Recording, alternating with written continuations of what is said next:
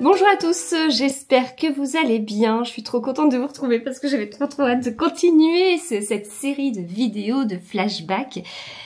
Franchement, j'ai vraiment été tentée de tricher à plusieurs reprises parce que j'avais trop hâte de continuer. J'ai pas pu enregistrer tout de suite. En plus, on a changé l'organisation de nos bibliothèques. Donc là, derrière moi, on a les grands formats. De l'autre côté, il y a les poches, alors que lors des 2 vidéos précédentes de cette série flashback, eh bien, c'était l'inverse. Voilà, c'est un détail, mais disons que nous n'irons pas aux mêmes endroits pour découvrir eh bien les prochaines lectures. Donc, eh bien j'ai hâte. 2012. Eh bien alors déjà 2012 au niveau personnel. 2012 au niveau personnel.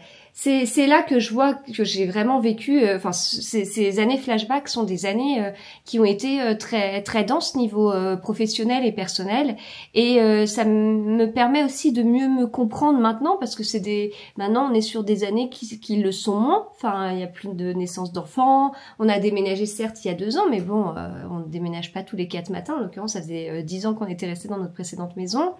On ne se marie plus, on s'est marié une fois. J'ai pas changé de travail, enfin j'ai changé mais au sein d'une même entreprise, donc j'arrive mieux aussi à me comprendre et à voir la différence entre des années 10 ans de beaucoup d'évolution en fait, à plein de niveaux personnels et professionnels, et puis 10 ans où les choses se sont installées, mais où on pourrait s'ennuyer dans ce train-train, et moi j'aime pas l'ennui. Voilà. Donc ça, j'aime bien aussi j'aime bien retourner comme ça des années auparavant, vous faire un petit point d'un point de vue personnel hors lecture sur l'année qui s'est écoulée, me dire à chaque fois ah ouais quand même j'avais assuré tout ça dans cette année, et me dire attends, ces 2-3 dernières années il s'est passé quoi dans ma vie quoi. À peu près. Donc 2012 eh bien j'avais un bébé, ma grande, née en juillet 2011. 2012 eh bien j'ai changé de travail en tout début d'année. J'ai changé de travail pour un poste qui me correspondait mieux, voilà, un poste qui me correspondait mieux dans une entreprise que j'apprécie beaucoup puisque j'y suis toujours. Et au milieu de l'année 2012, nous avons emménagé dans notre maison précédente que nous avions fait construire. Donc, en fait, on avait acheté enfin, quand j'ai commencé à travailler, on avait loué un logement. 1 an après, on avait acheté un premier appartement. On y restait 2 ans. J'espère que ça correspond au niveau des dates. On y restait 2 ans. Oui, ça fait ça. On y restait 2 ans. On l'a vendu en 1 semaine, l'appartement, le truc de fou. On a loué pendant 1 an le temps que notre maison finisse de se construire, et puis il y avait bien sûr eu du retard. Bien évidemment. Ou alors c'est comme ici, il n'y a pas de retard, mais alors quand on y entre, rien n'est fini quoi. On paye 100% de la maison pour 90% fait, et on se bat pour les 10% restants. C'est au choix. Ou on paye 100%, on a 100% mais on l'a pas à date. Soit on paye 100%, on a 90% et on l'a à date. Au choix.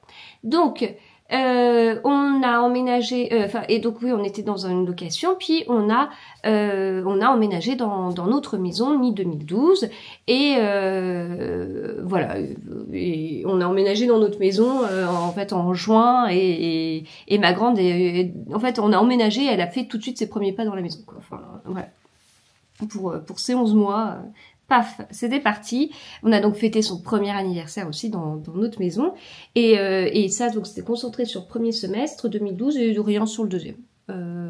Rien et rien. Et je n'étais pas encore enceinte de mon fils. Ça, ce sera l'année 2013. En 2013, j'ai débuté l'année, je n'étais pas enceinte. Mais peu de temps après, je l'étais, et puis il est né au mois d'octobre. Donc, on va pas empiéter sur la suite. Donc voilà, 2012 au niveau personnel, ce qui s'est passé. Et donc, on va voir combien j'ai lu de livres sur cette année-là.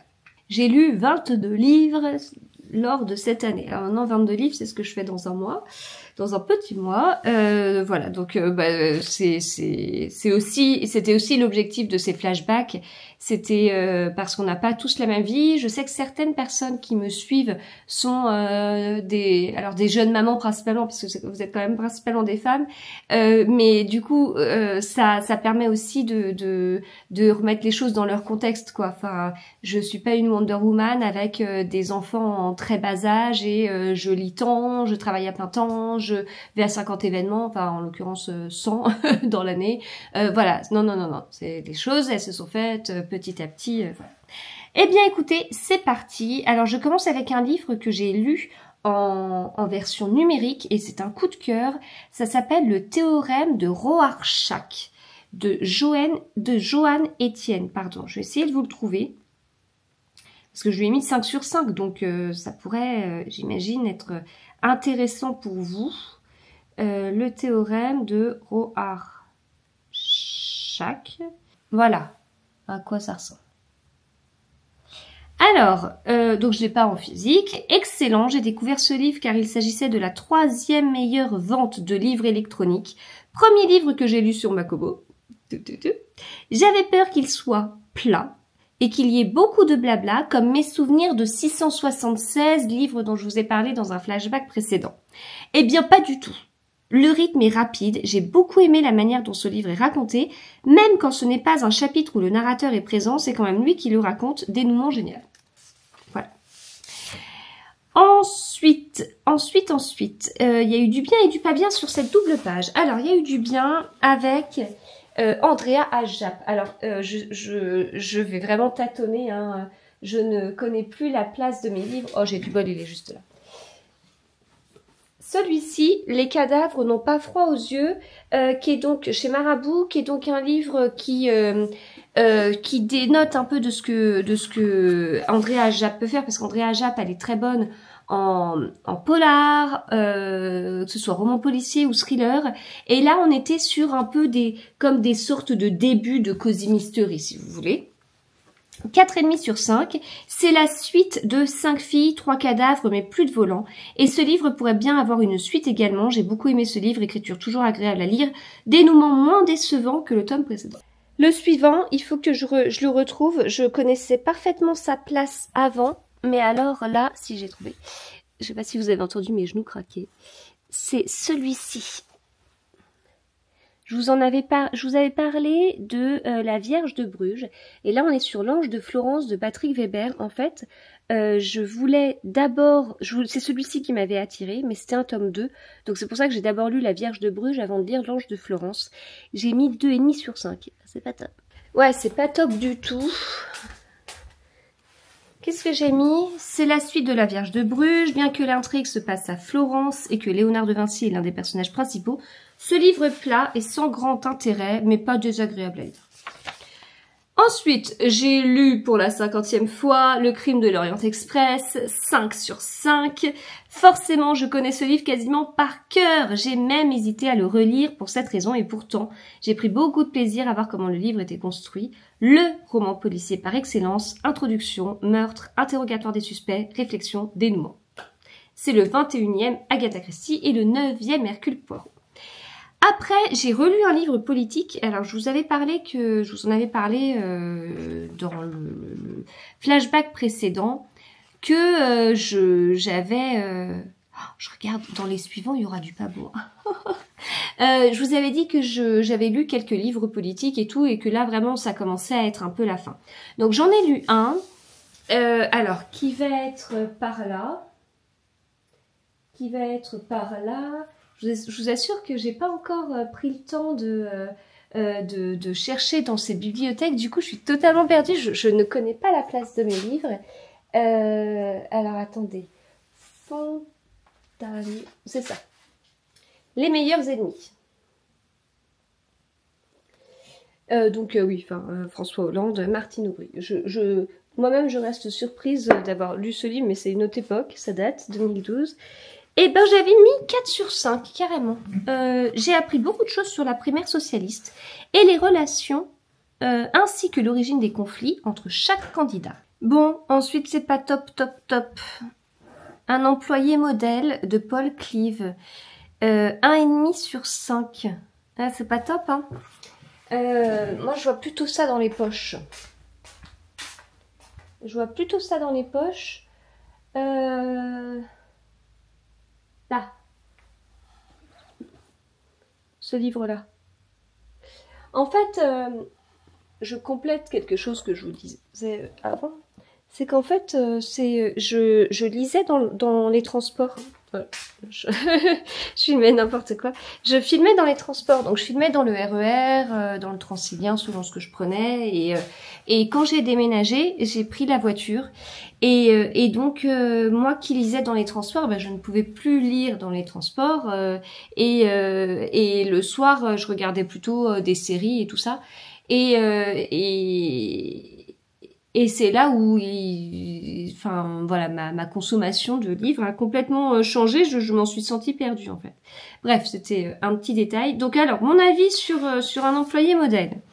J'ai pas lu mon avis en avance. J'espère que c'est politiquement correct. Dès le début, je n'ai pas accroché car trop cru et trop dérangeant, mais j'espérais le trouver meilleur par la suite, ce qui aurait justifié le succès de ce livre. J'y vais fort. Eh bien non. Je n'ai pas aimé savoir ce que pense et fait un tueur en série psychopathe. J'ai tout de même réussi à finir le livre que j'ai failli abandonner plusieurs fois.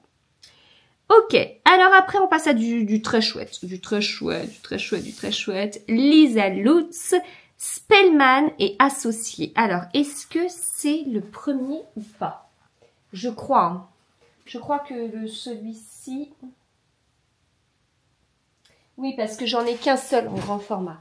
Parce que c'était tellement bon qu'après... Même mon mari les lisait. Hein. Après, on s'est dit, oh, c'est bon, il y en a un nouveau, on va le prendre. Alors, Lisa Lutz, Lovenbruck, Loubry... C'est caché derrière? Oh, c'est caché derrière. C'est caché derrière. Ça, c'est pour me prouver que mettre mes poches sur 2 rangées, c'était une idée...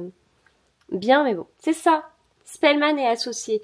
Et donc, il y en a donc 3 autres. La revanche des Spellman, les Spellman se déchaînent et je sais plus celui qui est là-bas. Et alors, qu'est-ce que j'ai des bons souvenirs de cette série. C'était très, très rigolo. J'ai mis 4,5 sur 5. Extra et inédit. Extra, car on entre très rapidement dans l'histoire de cette famille loufoque. Inédit, car c'est un genre très original et inclassable. Il y a beaucoup d'allers-retours dans le temps, mais on ne s'y perd pas, et ça donne un rythme dynamique du livre. Bonne nouvelle, il y a une suite. Oui, il y en a même plusieurs. Ensuite, le mystère de Lisderdale d'Agatha Christie, où j'ai mis 3,5 sur 5. Il s'agit de nouvelles sympathiques, mais sans grand intérêt. Heureusement, elles étaient agréables à lire. Je crois que je l'ai relu il n'y a pas très très longtemps. Une seconde chance de Mary Vince Clark. Grand format, pas grand format. En fait, d'avoir mis les poches là-bas, ça me demande quand même beaucoup plus de marche. Hein. Je me lève, je vais regarder. Alors, où es-tu? Où es-tu? Là. Mais je lui ai pas mis une bonne note non plus. Ah, pourtant j'en ai plein des Mary Vince Clark là. J'ai La Nuit du Renard, Dors ma jolie. J'ai, mais c'est en grand format, j'ai Recherche jeune femme aimant danser, qui est celui qui m'a... C'est mon préféré. Je l'avais en grand format en édition France Loisirs.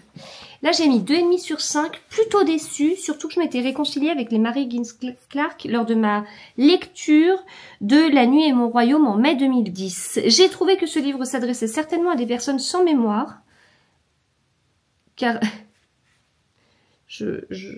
En fait, je mettrais ça maintenant dans mes chroniques Instagram. Je me ferais démonter, je pense.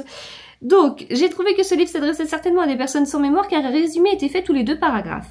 Dommage, car l'histoire était originale et j'avais tout de même hâte de lire le dénouement. Je change de page et j'arrive à Les Spellman se déchaînent, le tome 2, et là, coup de cœur, 5 sur 5. J'ai adoré cette suite de Spellman et Associés, j'allais dire et compagnie. Toujours aussi drôle et décalé, Izzy est toujours aussi autant amusante, vivement la suite. Ensuite, j'ai encore lu un livre politique. J'ai lu, mais quand est-ce que je me suis arrêtée d'en lire? Non mais là j'en ai lu parce que c'était la présidentielle en fait. Bah après, je crois que c'est ça, après. Alors, j'ai lu... Ah, attendez, je cherche. On voit... Mais on peut pas me montrer que la couverture, quoi. Bon, bref, voilà. J'ai lu L'Impétueux de Catherine Ney. J'ai mis beaucoup de temps pour lire ce livre, 3 semaines. Mais je crois que je lisais pas autre chose. J'ai trouvé que c'était bien écrit et accessible. Et que voilà, j'avais bien aimé la façon dont Catherine Ney avait décrit, mais et intéressant parce qu'elle avait repris des moments personnels ou professionnels importants dans le quinquennat de Sarkozy, mais j'avais trouvé que c'était très peu objectif.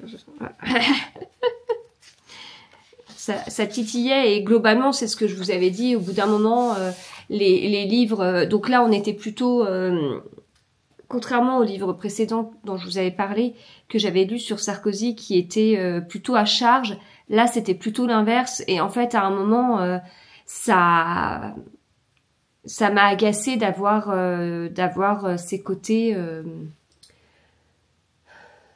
comment dire, jamais neutre en fait. Jamais neutre. Toujours parti pris.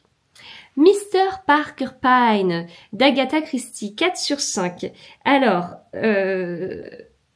j'ai très hâte parce que je l'ai relu depuis, donc j'ai très hâte de voir ce que j'ai mis. Les 6 premières nouvelles sont faites selon le schéma suivant.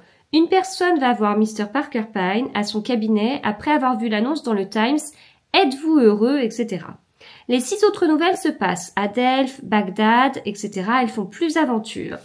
Mr. Parker Pine fait penser à Hercule Poirot. Au début parce qu'il étudie les gens et devine ce qui leur arrive par déduction, à la fin parce qu'il se retrouve au milieu d'une intrigue et la résout. À noter que l'avant-dernière nouvelle s'intitule Mort sur le Nil. J'ai pas été plus loin que ça. Moi, dans mes souvenirs, je préférais largement les 6 premières nouvelles que les 6 suivantes. Et ce que je ne dis pas, c'est que Mr. Parker Pine est statisticien en fait. Donc c'est assez intéressant pour moi. Ensuite, Seconde noce de Carrie Adams. Ça, vous pensez pas que ça sent le livre piment? Non. Adams, ça veut dire que ça va être tout en haut et totalement inaccessible.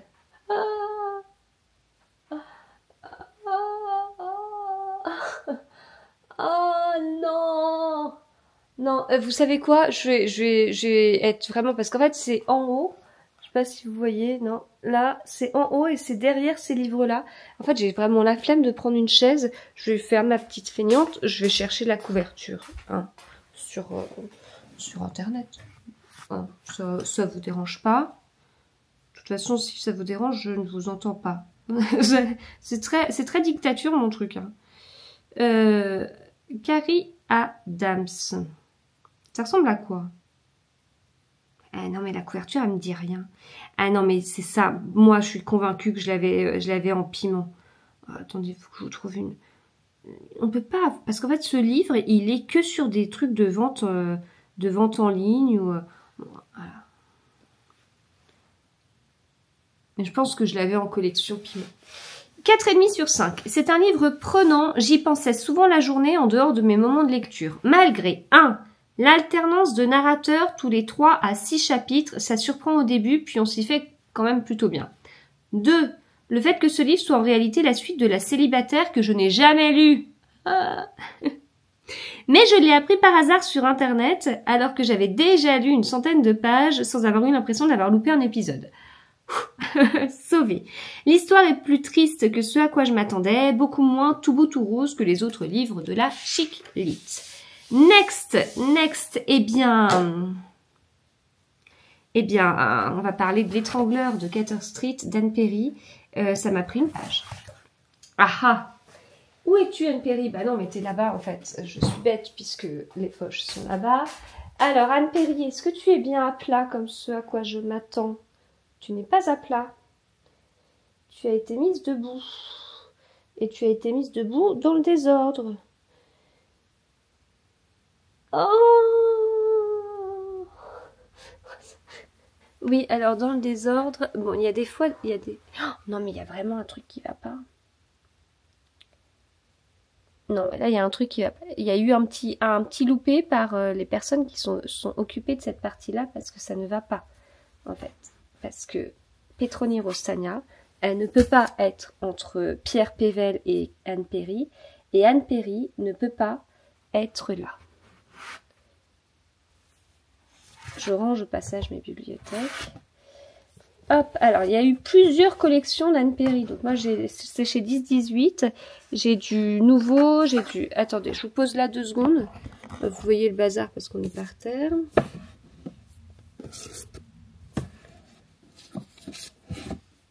Ah, Petroni Rostagna, il va falloir qu'on leur trouve leur vraie place. Hein. C'est pas là, ça c'est sûr. Hop, voilà. Alors, l'étrangleur de Cater Street. Voilà, ça c'est la vieille couverture, mais bon, j'en ai plusieurs, hein, j'en ai plusieurs d'Anne Perry, de cette collection-là, de la série Charlotte et Thomas Pitt, de 4, 6, 8, j'en ai 8 plus le suivant dans ma palle, sans parler des petits Noël là qui sont des hors-série. Et donc après, bah, ils ont plutôt cette couverture-là. Alors je sais pas si cette couverture est encore celle qu'on a maintenant. Mais du coup, moi, quand j'ai découvert la série, je me suis trouvée à cheval dessus. De mémoire, c'est une lecture un peu exigeante. Alors, je sais plus si je l'ai relue. Ou si j'ai tenté de lire les suivants. Ouais, non, mais en fait, après, vraiment, quand ma dernière est née, j'ai plus aucune trace de ce que j'ai fait. L'étrangleur de Cater Street, 4,5 sur 5. Le style était très agréable et différent de ce que je pensais. Je m'attendais à ce qu'il soit difficilement accessible. Non mais c'est dingue, comment je peux avoir encore une fois, cette crainte que ce soit difficilement accessible alors que j'avais déjà cette crainte et ça m'a été démenti par ma lecture. L'intrigue se passe à Londres en 1881, donc bien avant les livres d'Agatha Christie, ce qui est d'autant plus intéressant. À cette époque, les femmes étaient loin d'être considérées comme les hommes. J'enregistre cette vidéo, nous sommes le 8 mars. Elles n'avaient pas le droit de lire le journal. Malgré ça et toutes les manières bien soignées des personnages, l'histoire est loin d'être toute rose. Plusieurs filles sont étranglées et défigurées. Je vous rappelle le titre, l'étrangleur de Cater Street. Il y a beaucoup de personnages mentionnés au début, mais peu de personnages principaux, si bien que je les ai tous suspectés un à un. On apprend qui est le coupable dans les toutes dernières pages, mais on le savait quasiment 100 pages avant la fin. Ça, c'est vraiment une caractéristique pour moi de cette série d'Anne Perry, c'est que vraiment, on peut arriver à la dernière page et dire, bon, allez, c'est bon, quoi. Enfin, dis-nous qui c'est, on est au bout. Mais pour moi, l'intérêt était ailleurs que dans la découverte de l'assassin, mais plutôt dans les réflexions et sentiments de chacun des personnages. Tout le monde se soupçonne d'une façon guindée et le vit mal. Oh, oups. Oups. Alors, Drame en 3 actes. Et Drame en 3 actes, c'est un livre dont j'avais de très bons souvenirs. Et c'est un livre que je débute aujourd'hui dans le cadre d'une lecture commune qu'on organise avec Livre de Poche pour le Red Christie 2025. Et j'en avais vraiment de très bons souvenirs. 3 sur 5. J'ai été déçue car j'ai deviné le coupable dans les 100 premières pages. Hercule Poirot était très peu présent. J'ai quand même apprécié le style et le schéma du livre, très logique et habituel chez Agatha Christie. Meurtre, enquête en interrogeant les suspects, puis dénouement. Ah bah j'ai hâte de me poser dans le canapé et de le commencer. Le mystère de Callander Street, qui est donc la suite. Alors, je vous avais dit 4,5 sur 5 pour le premier tome et 3,5 sur 5 pour le second. Il s'agit de la suite de l'étrangleur de Cater Street. On retrouve donc Charlotte et Thomas Pitt, avec une Charlotte XXX, parce que je ne peux rien vous dire puisque je spoilerai. J'ai bien aimé que l'intrigue... J'ai écrit quoi permette. Je suis désolée, j'ai une écriture... je cache le mot, mais... En fait, quand on regarde de loin, on m'a toujours dit que j'écrivais vraiment bien, que c'était régulier, etc. Quand on essaye de me lire, on n'arrive pas à me lire. J'ai bien aimé que l'intrigue permette de découvrir la vie quotidienne de tous les suspects. J'ai moins aimé le dénouement. Ça arrive. Eh ben, dis donc, c'était une année très Agatha Christie, Lisa Lutz et Anne Perry. Lisa Lutz, La revanche des Spellman, tome 3. 4,5 sur 5 extra. Ce 3e tome de la série des Spellman était comme les 2 premiers à mourir de rire. Izzy est toujours décalé, mais c'est rien en comparaison de Ray, pardon, R-A-E. Voilà, donc les Spellman, vraiment, ça a été génial, quoi. J'avais oublié que je les avais lus sur cette année-là. Next, Agatha Christie, La mort dans les nuages, 4 sur 5. J'avais déjà lu ce livre, mais j'ai apprécié le lire, surtout que j'avais oublié la fin. Le dénouement, justement, est original et imprévisible. L'histoire est intéressante, car c'est un roman policier classique, un meurtre est commis dans un espace clos, et le meurtrier est logiquement l'une des personnes présentes dans cet espace. Et forcément, avec Agatha Christie, la solution est la plus improbable. Voilà. Je crois que je l'ai relu en plus depuis, et je sais plus si je l'ai pas mis dans le Red Christie 2025, mais j'en ai des bons souvenirs. Après, c'est pas bon, je me rappelle de ce livre. J'arrive sur la fin, là. Ouais, j'arrive sur la fin. Il reste 4 titres. Et alors, je vois le tout début de l'année 2013 et ma découverte de Linwood Barclay que j'ai retrouvé cette année. Alors, bon, 2 livres bof. 2 livres bof. Je vais amener mon petit carnet là-bas parce que tout se passe là-bas. Vous l'avez compris, tout se passe au niveau des poches. Puisque j'achetais quasiment pas de grand format. Alors, oh non, il est pas là. Oh non, il est tout là-bas. Oh non. Il va falloir que je grimpe sur mon bout de canapé. Attendez. Est-ce que j'y arrive si je... Oh, mais je vais tomber. Non. Je veux juste ce livre-là. Non, mais j'arrive pas à le prendre. Oh, attendez, je vous montre et vous verrez. God Save la France de Stephen Clark. Là, c'est le dernier livre au bout chez Pocket. Bah, c'était très bof en fait. C'était vraiment très bof comme livre. Non mais attendez, l'autre il est là aussi. En fait, on va retourner là-bas puis je vais vous montrer les couvertures parce que si je vous montre pas les couvertures. Non parce que l'autre il est encore plus haut. Je sais pas. Non mais il me faudrait une échelle. Hein. Je pense que vous êtes d'accord avec moi. Encore une fois, vous ne pouvez pas vous exprimer, je le sais. Alors, God Save la France.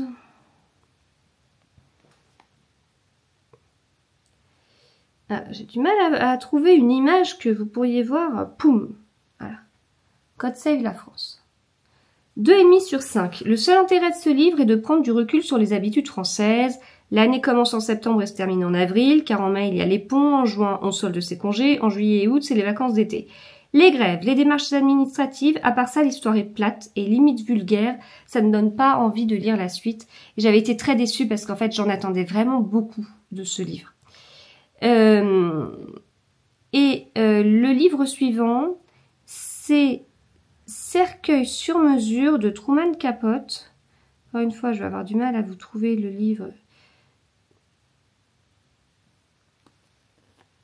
Voilà. 3,5 sur 5. C'était la première fois que je lisais un Truman Capote. Et je comprends qu'il ait la réputation d'écrire des livres très particuliers. Le style est très agréable, un peu déçu par la fin, même si justement elle fait la réputation de Truman Capote. Il parle d'Agatha Christie et là j'étais contente. Ensuite, les 2 derniers livres.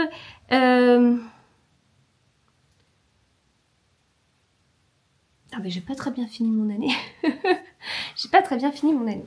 Alors, il y avait de la chiclite, un petit piment. Celui-ci.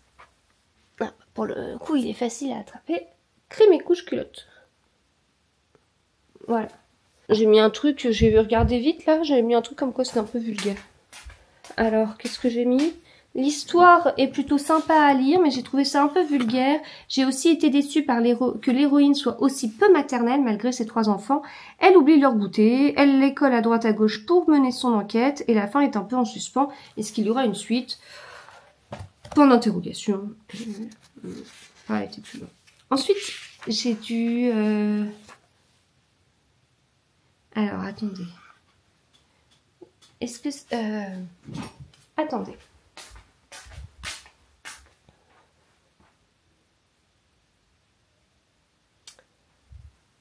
Est-ce que c'est du petit format?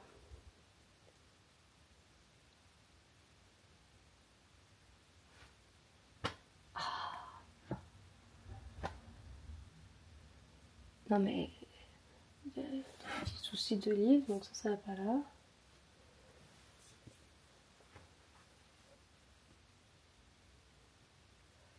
Je commence à être perdue. Alors, on a du Laurent Gounel.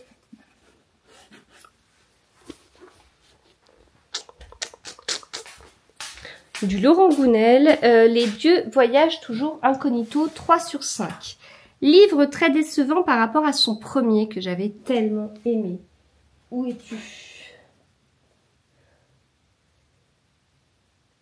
Là-bas.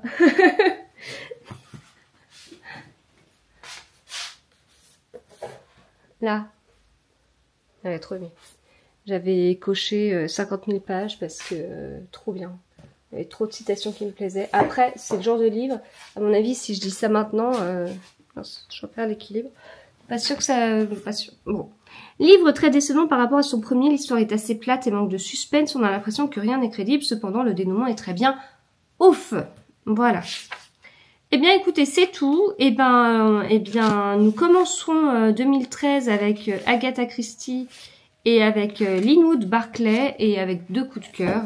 Je ferme parce que sinon je vais me spoiler pour la suite, il faut pas. Allez, on va ranger le carnet, c'est bon. J'ai très hâte d'avoir vos retours pour savoir si vous avez lu certains livres et est-ce que vous vous souvenez ou est-ce que vous avez noté quelque part ce que vous avez lu en 2012 et du coup quels sont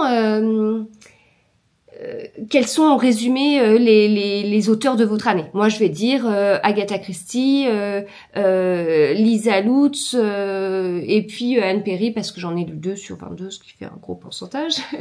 Mais voilà, ça m'intéresse. Bon, eh bien écoutez, si vous avez aimé cette vidéo, n'hésitez pas à partager, liker, tout ça et tout ça. Et puis on se retrouve très très vite. À bientôt.